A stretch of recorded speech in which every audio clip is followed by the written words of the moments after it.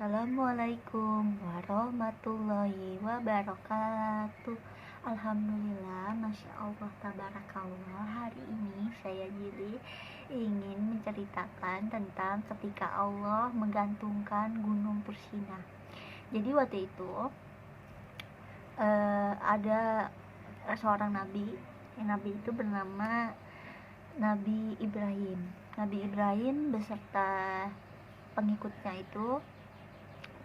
pengikutnya itu jadi pengikutnya Nabi Ibrahim itu punya punya punya punya apa namanya punya pengikutnya. Ada pengikutnya yang setia sama Nabi Ibrahim, ada juga pengikutnya yang gak mau ngikutin ajaran-ajarannya Nabi Ibrahim.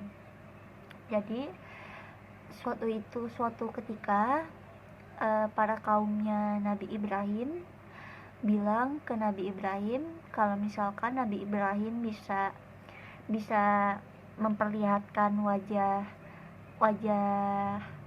Allah secara langsung, mereka bakal mengikuti ajaran Nabi Ibrahim. Tapi di situ Nabi Ibrahim akhirnya meminta kepada Allah untuk segera memperlihatkan wajahnya. Tapi di situ Allah marah.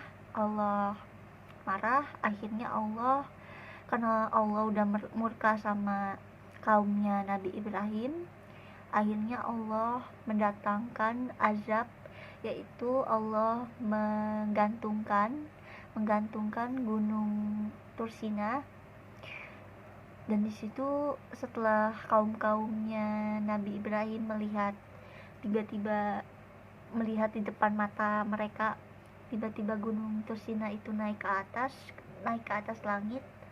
Akhirnya dari situ mereka memutuskan untuk segera bertaubat kepada Allah, dan mereka meminta kepada Allah Subhanahu wa Ta'ala agar mengampuni dosa-dosa mereka.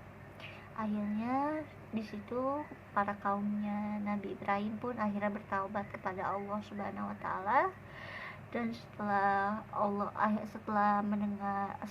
mendengar doa-doanya kaumnya Nabi Ibrahim, akhirnya Allah pun membalikan gunung Tursina ke tempat semula. Dan dari situ para kaumnya Nabi Ibrahim di situ mereka akhirnya mereka mau mengikuti ajaran Nabi Ibrahim. Dan mereka juga yang kan ada beberapa kaumnya Nabi Ibrahim tuh ada yang ikutin ajarannya Nabi Ibrahim, juga ada yang nggak ngikutin ajarannya Nabi Ibrahim. Jadi ada yang keluar dari agama Islam, ada juga yang tetap memilih agama Islam dan mengikuti ajaran dari Nabi Ibrahim. Akhirnya dari situ mereka pun yang tadinya mereka keluar dari agama Islam, akhirnya mereka balik lagi ke agama yang mereka anut sebelumnya, yaitu agama Islam. Dan dari situ mereka berjanji mereka nggak bakal berani menentang